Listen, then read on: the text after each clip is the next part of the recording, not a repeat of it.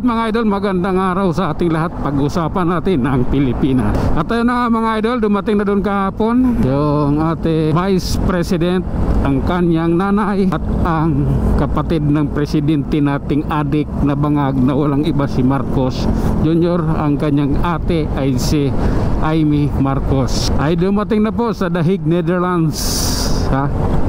Andun, bibisita sila kay Tatay Digong, ang punyetang Amy Marcos. Bibisita siya kay Tatay Digong. Si Tatay Digong ay pinakulong ng kanyang kapatid at pinadala sa Netherlands. Ang adik na presidente ang nagpadala sa kanya. Ngayon, bibisita yung kapatid. Anong mayroon? Anong magaganap? Anong masasabi? Sa akin lang yan mga idol, putang ina, mumurahin ko yan. Mumurahin ko ng husto yan. Kapal ng mukha mo, pinakulong ako ng kapatid mo, tapos ngayon dadalawin mo ako. Pinakulong ako ng kapatid mo, walang kasalanan, walang due process, tapos aanuhin mo ako reto, dadalawin mo ako. Punyemas ka, diba? So, yun na nga, no? Nandun si BP Inday, galing sila ng Qatar bago pumunta ron. So malayo pa naman yung panunungkulan nila. Next month. Pero may mga tao naman sa dito sa Pinas na nag-aasikaso sa upis niya. So, ganoon pa man, nakakaano lang mga idol. Siyempre nakakatuwa na ayun, yung ibang senador dumalaw doon.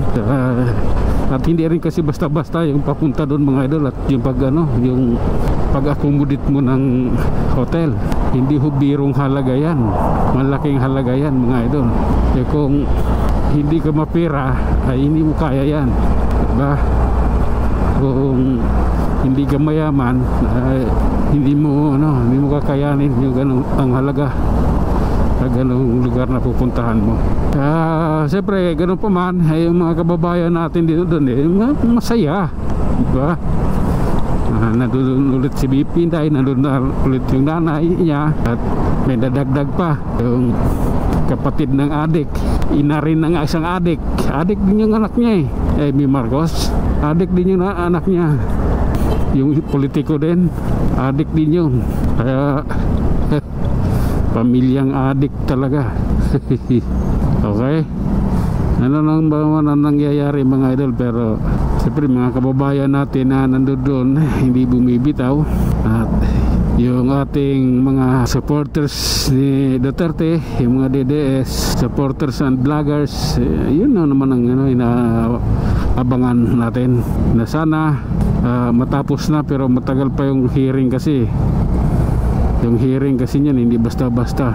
Kaya ngayon tayo, antabay lang, dahil mayroong proseso yan. Kung dito sana sa Pinas yan, di na kalaya na yan dahil magpapiansa.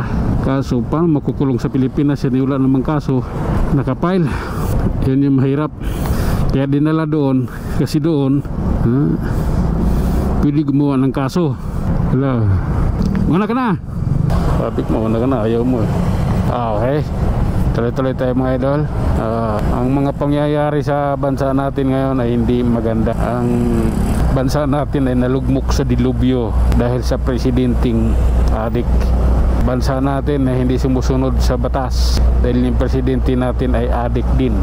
Lahat na lang nasa kanya Kaya sana naman matuto na tayo, huwag na tayo magpabudol pa ulit.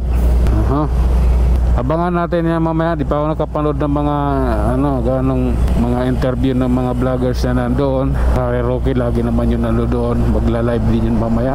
Kasi kagabi nagka-live siya doon sa YouTube account niya.